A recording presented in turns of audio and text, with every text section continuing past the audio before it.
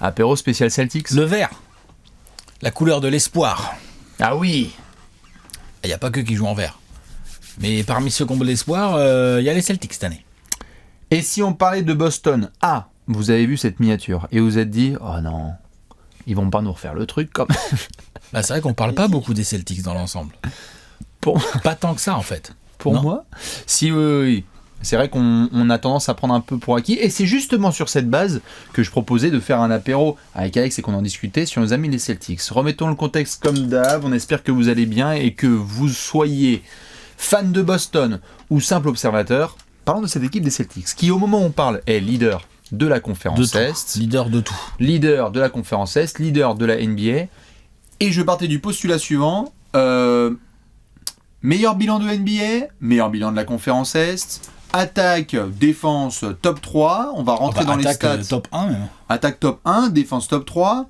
On va rentrer dans les détails au niveau offensif et défensif. Il y a du death line-up, il y a des séries de victoires, il y a des superstars et des soldats. Pourquoi on ne parle pas de manière aussi évidente des Celtics qui foncent vers le titre? Je dis ça de manière naïve. Est-ce que les Celtics ne sont pas le plus gros favori pour le titre finalement? The overwhelming favorite. Oui, voilà, celui-là, le overwhelming. Non, mais c'est vrai. Je suis overwhelmed.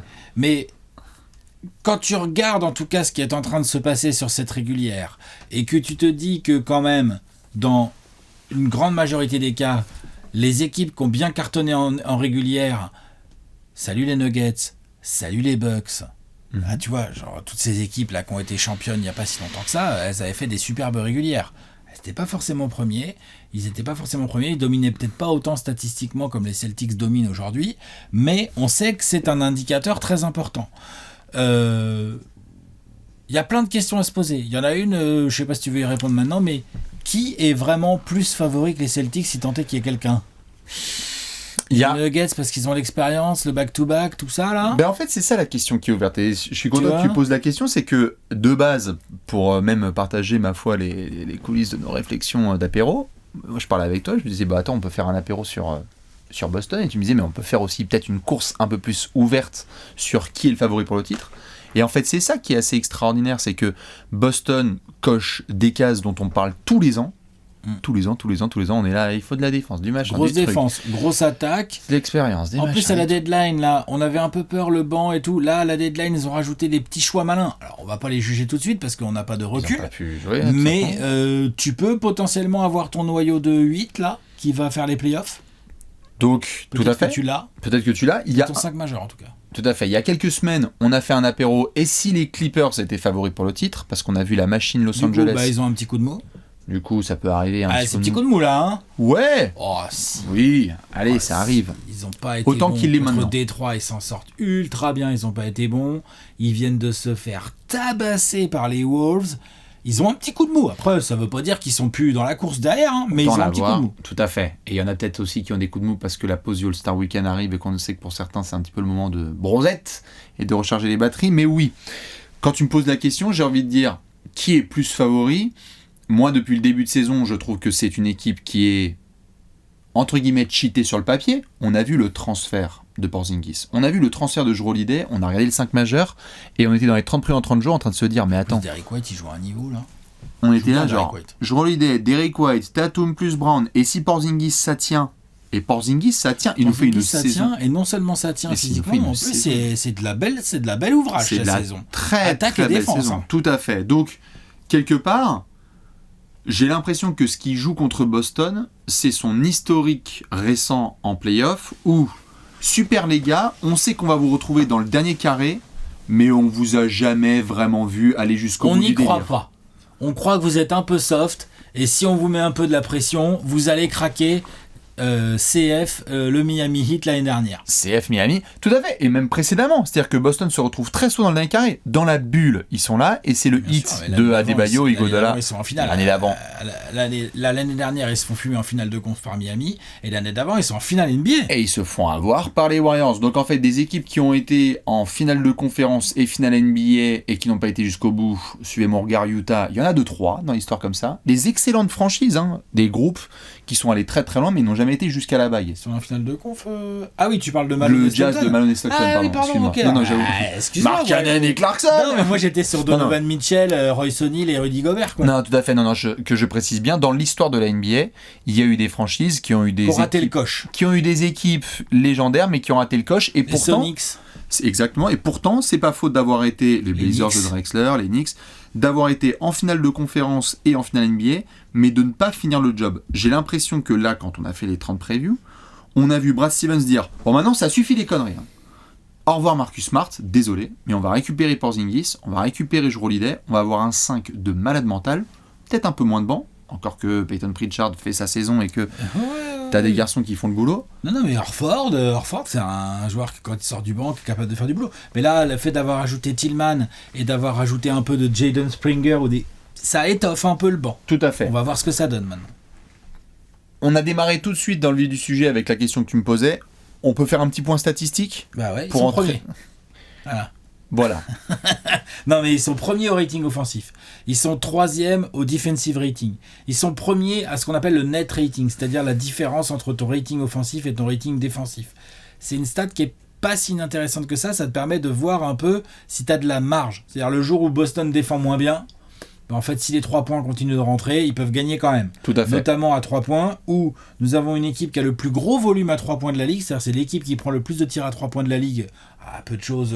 Si, numéro 1. Oui, numéro 1, mais je veux dire... Ils en prennent 43, ils en rendent 16. Voilà. De tirs à 3 points. C'est ça. Et après, tu as Dallas qui en prend 40, Sacramento également. Mais surtout, ils font ça en étant dans le top 10 des pourcentages. Oui. Donc non seulement ils sont l'équipe qui en prend le plus, mais en plus ils ont un bon pourcentage. Parce que c'est pas le tout, tu vois. Tout à fait. C'est l'équipe qui prend le plus de rebonds aussi de la ligue, Boston. Et donc notamment rebond défensif, tu loupes un shoot contre Boston. Tu n'as plus la balle. Retourne en défense frérot, parce que il y a personne qui prend plus de 9 rebonds de moyenne dans cet effectif. Personne. Non, mais je crois que le meilleur rebondeur c'est Tatum. Hein. Ouais, si je dis pas de bêtises. En revanche, je crois que c'est Tatum. Mais par contre, il y a beaucoup de joueurs qui prennent du rebond. Mais t'as une palanquée de mecs qui sont entre 5 et 8 parce que Tatum, White, Holiday, Porzingis, Horford, d'autres garçons qui viennent mettre un petit peu les coudes et les muscles.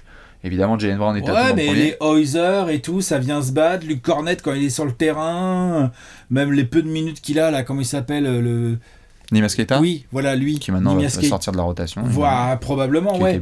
Mais je pense pas que Tillman va faire baisser ce genre de stats. Non, tout à fait. Donc t'as raison, c'est Tatum, 8,5 rebonds, suivi par Porzingis à 7. Et après t'as Horford, et puis après t'as Brown, Holiday, même White, ça prend 4 rebonds. Non, c'est vraiment bien. C'est un peu la même chose d'ailleurs en termes de distribution du ballon. Donc Boston a un jeu assez spécifique. C'est un jeu où beaucoup de joueurs sont assez all-around. Évidemment, le scoring est très orienté sur 3 joueurs, qui sont tous les 3 à 20 points ou plus, Porzingis, Jaylen Brown et Jason Tatum. Mais tout ce qui est rebond, passe, interception, contre, tu sens le travail collectif et tout. Il n'y a pas vraiment un gars qui crève l'écran qui est à 12 passes ou à 12 rebonds et tout. Par contre, tu as une multitude de types qui sont capables de faire la dernière passe et tout le monde va au rebond. C'est assez intéressant. Donc quand on regarde les équipes championnes et qu'on a fait la recette avec Alex, on était là en train de se dire, bon, t'es l'équipe qui autorise le moins de lancers francs de toute la NBA. T'es l'équipe qui rentre et tente le plus de tirs à 3 points. T'es l'équipe qui, s'il y a un shoot qui est loupé, prend le plus de rebonds. T'as des superstars, t'as un top 3 rating offensif et défensif. Qu'est-ce qui se putain de passe ? Et c'est là qu'on en vient. Tu peux jouer demi-terrain. T'as pas peur des matchs un peu hachés parce que t'as la défense pour répondre. Tout à fait. Il y a des soirs où Porzingis du coup est chaud et les match-ups sont bien utilisés parce que soit il est nourri au poste parce que mid-range en fait il est létal, soit il est à 3 points et ça va très très bien parce que ça espace le terrain. Il fait 2m20, on oublie. Comment ? Il fait 2m20. 20. Chiant, ouais, chiant à défendre. Ouais. Donc entre guillemets le qu'est-ce qui se passe, c'est qu'est-ce qu'on doit lister, parce qu'on sait que les fans de Boston, là, depuis le début de la vidéo, ils sont en mode « Allez-y, les gars, sortez quand même les sujets un peu fâcheux. » Qu'est-ce qu'on doit lister, Alex, là, comme sujet, comme petit tiret, qui sont un peu poil à gratter pour Boston et pourraient les empêcher d'aller jusqu'au bout. Parce que là, ils ont tout fait. Ils ont même prolongé Porzingis, ils ont tout là. Tout. Moi, j'en ai 2. J'en ai plusieurs. J'en ai 2. Ah, 2, c'est plusieurs. J'en ai plusieurs que 2. Ouais, voilà. Mais j'en ai 2. Le premier, ça concerne le banc. C'est-à-dire que là, ils l'ont un peu amélioré, à mon sens, à la deadline. On va voir est-ce que ça donne et tout. Mais j'ai toujours pas de 6e homme attitré. j'ai toujours pas, tu sais, alors avec les rotations du 5 majeur, Mazzulla arrive à gérer le truc, c'est-à-dire qu'il va t'enlever Jrue Holiday pour te faire rentrer Peyton Pritchard, il va te reposer un peu de Tatum au bon moment en faisant jouer Sam Hauser ou je ne sais quel autre gars, ok. O'Shea. Voilà, c'est ça. Ou comment ? Ah oui, Brissett, oui, bien sûr. Voilà, ce genre de truc, mais c'est pas des vrais sixième hommes. Il n'y a pas le vrai sixième homme à qui tu dis vas-y prends la balle, et puis ça devrait être un peu un rôle pour Pritchard, mais il n'est pas ce joueur-là, je ne pense pas. Il peut l'être sur certains matchs, mais ils n'ont pas de Clarkson, de Malik Monk, tu vois, ce genre de gars, quoi. Ils n'ont pas ça, mais bon. Ça n'a pas posé trop de problèmes à Denver. Ouais, mais il y a dans les équipes. Oh bah quand même.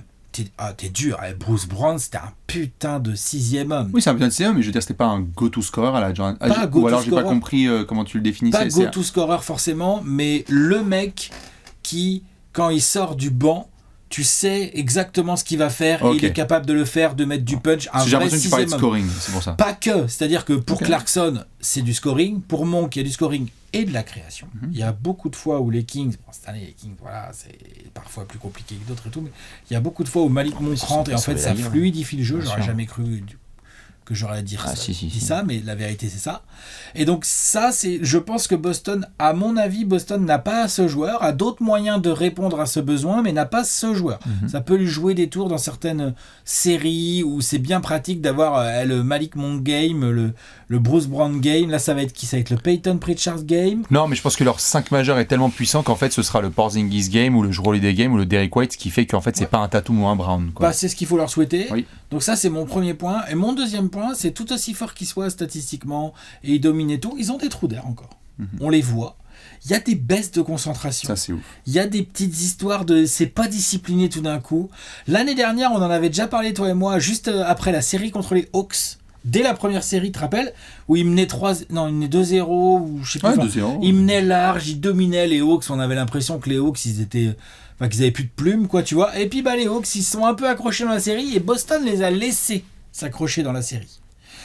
Tu avais fait cette critique à Denver et Denver a complètement répondu lors des derniers playoffs. Tu avais dit qu'il ne faut pas jouer avec sa nourriture et tout. J'ai un peu cette sensation parfois avec Boston. Ah bah ouais.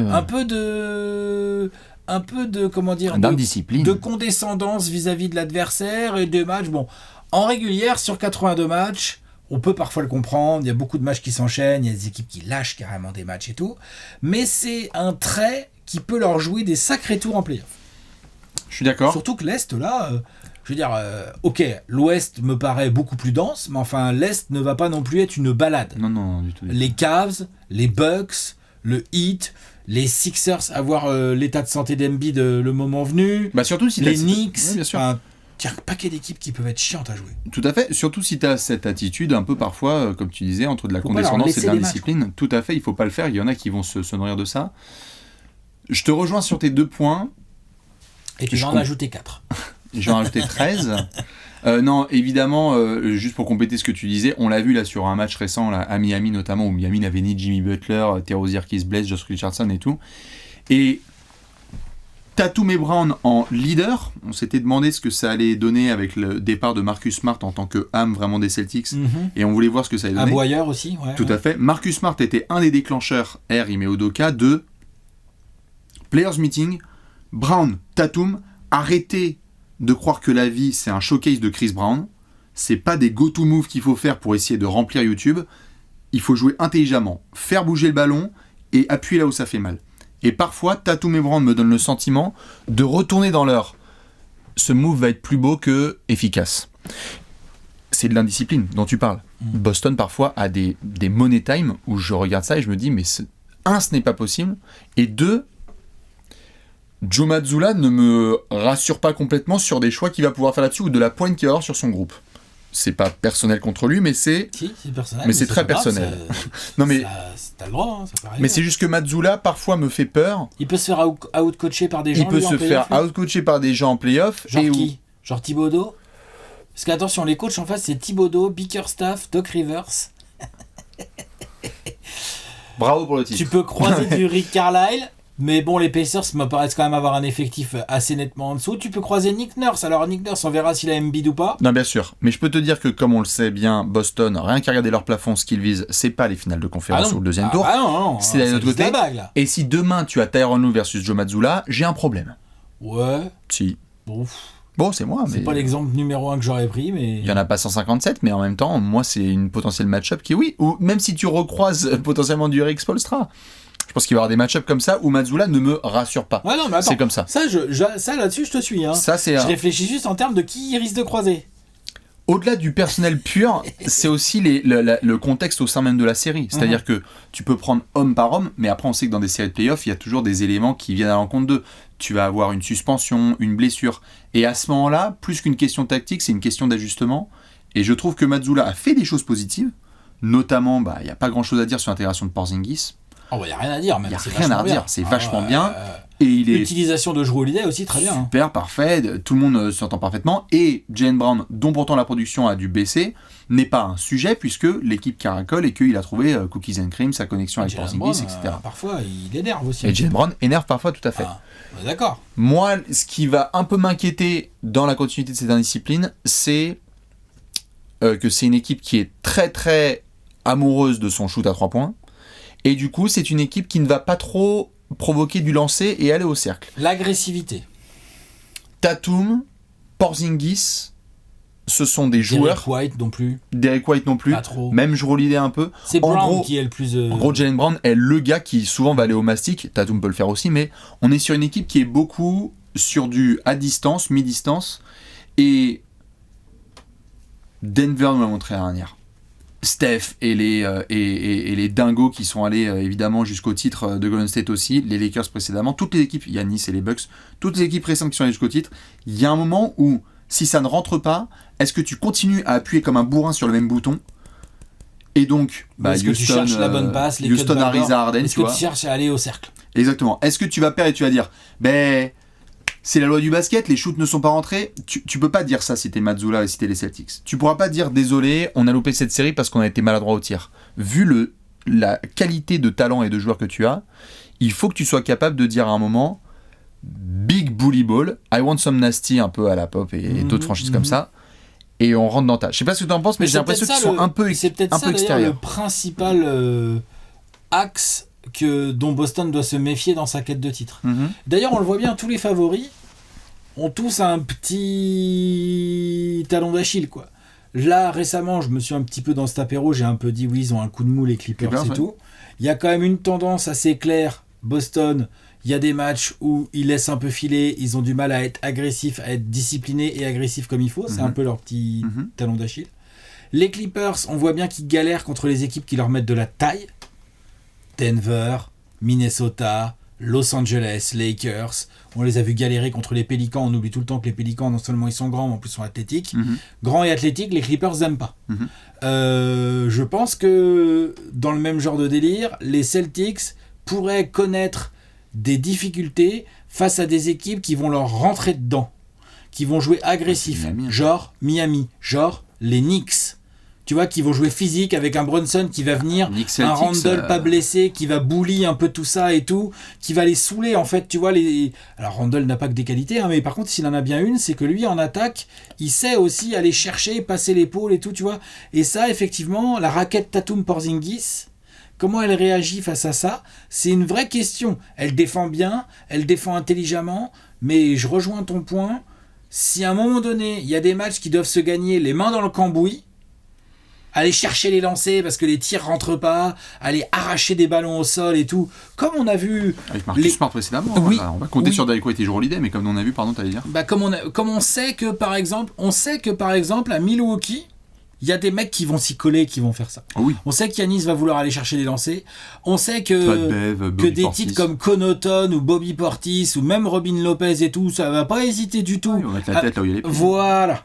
Et donc, c'est vrai qu'à Boston, t'as raison, c'est peut-être ça le truc, encore plus que Mazzulla ou que ce que je disais là de le côté un peu les petits trous d'air mentaux, le côté régularité dans l'agressivité. Ils sont gentillets là, tu vois, même Duncan Robinson qui essaye de punk un peu Jaylen Brown l'autre jour. Ouais. je sais pas si beaucoup de monde prend au sérieux Boston lorsqu'il s'agit de gonfler les muscles. Est-ce que tu gagnes au talent un titre NBA ? Parce que si c'est au talent, Boston, ça va être dur de leur enlever. Ah, mais là, si c'est au talent, ils ont 73 victoires, merci, au revoir, cordialement. Mais ouais. T'as toujours un edge un petit peu différent. Il leur manque un Draymond Green. Il leur manque et en fait... un Dillon Brooks. Ce qu'ils avaient avant Marcus Smart, mais tu fais des choix, et qui sont très bons, parce que là, Boston caracole en tête, et ils ont bien fait de faire le deal Porzingis, mais tu aimerais bien avoir certains gars comme ça qui te font un peu les différences émotionnelles. Et c'est con, mais dans des séries de playoffs, on le voit, il y a toujours un moment où ça va être front contre front, et qui aura la brouette la plus large. Oui, et puis, il y a un côté, qui sont les vrais role players de Boston ? Il y en a, je trouve Holiday et Derrick White sont, malgré eux, devenus des sortes de role players. Extra role players, mais ouais, voilà. Bien sûr. Non, mais tu vois, par rapport aux équipes championnes récemment, genre Denver l'année dernière, Aaron Gordon a fait des playoffs incroyables parce qu'il avait parfaitement compris ce qu'on attendait de lui et il l'a exécuté magnifiquement bien. Il arrive un peu moins bien cette année d'ailleurs, ce qui est le propre aussi des role players. Kentavious Caldwell-Pope a montré qu'il était the role player trop bien à avoir au poste 2 quand tu veux aller loin en playoff. Les Bucks champions ont eu des Connaughton, des gars comme ça. On a vu des PJ Tucker aussi, tu vois. Qui sont les gars qui vont faire ces rôles-là à Boston ? C'est peut-être ça. C'est peut-être ça qui peut leur jouer des tours dans des séries disputées, des séries où il y a besoin. Eh ouais, les ajustements tactiques ils sont bons. Et ouais, Tatum il a trop de talent, c'est trop smooth et tout. Mais c'est con parce qu'en fait, à 45 secondes de la fin, il y a Jimmy Butler qui s'est jeté comme un mort de faim sur un ballon. Il l'a gagné, il y a eu contre-attaque et puis il aurait dû y avoir égalité. Puis il y avait plus 4. C'est ça. C'est ça. Hein. Où Jimmy a été. Enfin, où Jimmy, je prends Jimmy non, mais bien au sûr. Hasard. Mais Jimmy a été Jimmy a été front contre Grant Williams. Et il y a un moment, on a regardé l'image et on a fait. T'es pas celui que tu penses être. Ce moment-là, c'est un moment pro-Miami. T'as rien à faire dans cette situation-là parce que personne va le backer. C'était un moment pour Marcus Smart parce que typiquement c'est le genre de gars qui a fait basculer des séries sur ce genre de situation. Oui. Mais là c'est tu le dis, ce sont des Draymond, ce sont des Aaron Gordon, ce sont des Alex Caruso époque Lakers. C'est la mentalité globale d'équipe, c'est-à-dire que les leaders. Après, Tatum m'avait fait un peu changer là-dessus dans la série face aux Nets de Kevin Durant où j'avais vraiment trouvé Tatum dans le combat, prenant personnellement la tâche de défendre en premier rideau Kevin Durant. Donc il est capable. Oui. Tatum. Mais c'est vrai qu'il faudrait qu'il soit capable avec plus de constance, comme le font. Des Butler, des Giannis, des mecs qui risquent de croiser. Ou par exemple, à Philadelphie, on voit bien cette année, Philadelphie, ils vont avoir des gars qui vont être capables de faire ça. Ouais. Ils vont avoir le coach pour les pousser là-dedans aussi. À New York aussi. Hein. À New York, s'il y a besoin de Josh Hart ou de Hartenstein, s'il y a besoin d'Hartenstein, de Josh Hart, pour aller se jeter sous un camion, pour empêcher Jalen Brown d'aller au cercle, il y aura du... Tu vois ? Boston New York, moi je rêverais parce que quelle série. Donnez-nous ça s'il vous plaît. Ouais, parce que vous plaît. C'est pas du tout contre le talent de New York parce que c'est vraiment un collectif très très joli. Le talent, New York, ils vont causer. Hein. Ouais, mais le management des Knicks a fait vraiment genre. Nous, on vient un peu du bitume, donc on va mettre que des mecs qui en fait se lèvent et mangent du béton au petit-déj avec du smecta. Et en fait, on va mettre Anunoby, Hartenstein, DiVincenzo, Hart. Tous les mecs, des chiens de la caisse qui veulent se défoncer. Les chiens de la caisse qui savent jouer au basket. Et qui savent très bien jouer au basket, évidemment. C'est pour ça que je ne parle pas vraiment du talent intrinsèque. Ça rentre très bien et ça joue bien au basket. Il y a Jalen Brunson à la baguette. Mais j'adorerais qu'il y ait une match-up comme ça. Parce que même, tu vois... Knicks, Celtics... Et même, on va voir comment ça se passe même avec Cleveland, qui essaie de trouver son mojo là. Mais... Cleveland, ouais. En fait, c'est con, mais c'était typiquement un des trucs. Il y a de la taille, et c'est typiquement un des trucs dont on discutait un peu cet été avec des signatures discrètes comme celle de George Niang, qui pourtant ne représente pas grand-chose pour beaucoup de gens, je comprends. Mais demande aux Sixers, demande aux Jazz, et demande maintenant aux Cavs. Lorsqu'il est question un peu de dire aux gars, vous faites quoi ? Ou de s'embrouiller avec un adversaire, George Niang, ça va être le premier à défendre le groupe. Boston, on est sur des micro-détails. Mais c'est ceux-là qui te font gagner des titres. Hein. Ouais, t'as fait tout ça pour aller jusqu'au bout. Même comme tu l'as dit là, Alex, très précisément, Brad Stevens a fait des micro-ajustements. Moi, je veux bien avoir l'avis des gens sur ce qui manque aux Celtics. Parce que là... Est-ce qu'il manque quelque chose ? Et si oui, quoi ? Genre là, Tatum, j'ai l'impression qu'il est même pas dans la conversation MVP. Alors le problème qu'il a Tatum, c'est qu'il pâtit aussi du jeu assez collectif et de la marque assez répartie des Celtics, et que du coup il a autour de lui des dossiers statistiques de fou furieux. Oui, non, mais tout à fait, mais bon, quand même, merde. Non, mais Mec, t'as tout. c'est clairement le meilleur joueur du meilleur bilan de la Il Ligue. est que à 27 points. Oui, bah. Il prend que 8 rebonds. Il fait que 4 passes et demi. Genre, il a, entre guillemets, une moins bonne ligne statistique que Doncic, que Jokic, que Shai, que Embiid, mais Embiid, bon, voilà. Oui, que plein de gens, bien sûr. Donc, je dis pas qu'il est exclu de la discussion MVP, hein, parce qu'effectivement, c'est le meilleur joueur de la meilleure équipe, donc c'est un argument. Mais je veux dire, je le vois dans. Il y a peut-être un run. Je le vois peut-être dans le top 3, mais je le vois pas trop MVP pour l'instant. On est le 12, 13, 14 février, quoi. S'il nous fait un finish de zinzin, parce qu'en plus, pour ceux qui l'ont peut-être vu, là, je l'ai partagé, Boston a un des calendriers les plus faciles de la fin de saison. Oui, en plus, ils ont fait tout ce qu'ils viennent de le faire, ils l'ont fait avec un calendrier difficile, en plus. Parce que là, on se marre, ils peuvent faire 65 wins cette saison. Ah oui, ils peuvent. Mais comme as. Hein. Ouais, voilà, c'est ça. Ils peuvent faire 65 wins au talent. On a dominé. On était plus fort. Et donc, si tu fais ça, ce serait quand même dommage pour des raisons de discipline et d'agressivité de te retrouver dans des situations difficiles en play-off. Donc, c'est une équipe qui, normalement, doit rouler sur une bonne partie de ses séries. Donc, c'est vrai, hein. Tout à fait. Donc, normalement, on devrait terminer les 30 prévus en 30 jours de la saison prochaine avec Boston. Si on regarde le constat actuel. Tout à fait. Quelles sont les équipes à l'Est qui peuvent sérieusement être un vrai souci pour Boston? Si Embiid est en forme et qu'ils sont au complet. Ouais, mais c'est un gros 6. Moi j'aime bien. Bah ouais, c'est un gros 6. New York sur une série en 7, je veux bien voir. Laisse-moi regarder le classement. J'aime bien les Knicks, j'avoue. Je pense que les Knicks, c'est pas forcément une si bonne match-up que ça pour Boston. Franchement, même Milwaukee. Hein. On les oublie trop. Franchement, Milwaukee, il faut arrêter. On les oublie. Ok, et tout, là, on a rigolé, et tout, il y a Doc et tout, machin. Ah, quand même. Mais tu vois, ce genre de bascule de série où t'as Pat Beverley qui a glissé son pied là où il fallait pas, et Jaylen Brown. En gros, le truc de Jaylen Brown qui a pété un plomb parce que Draymond Green lui a baissé son short en télé nationale, en finale. Pat Bev, tu lui dis, il y a une série là, pour que je fasse exploser les audiences et que je fasse basculer les choses, c'est sûr. C'est vrai que la Bucks Celtics, je la veux bien aussi, la série. Avec Jay Crowder de retour contre Boston. Ou la Bucks Knicks. Get the fuck. Il y a quelques séries à l'Est là qui peuvent être cool. Hein. Donc c'est pas gagné. Mais j'ai l'impression, si on suit la discussion, que ce dont on a le plus hâte, c'est favori quand même. 16 avril. Son favori quand même. Tout à fait. La première série de Boston. 20 avril. C'est 20 avril, tout à fait. La première série de Boston, on veut un... J'en ai rien à foutre. On veut un 4-0. Quel que soit l'adversaire, c'est une win au mieux. Ah, c'est un gentleman sweep au pire. Au max. Faut que tu envoies un message à la concu. Tout de suite, ouais. 4, genre on est sérieux. On n'est plus comme on était avant. Ouais, je suis d'accord.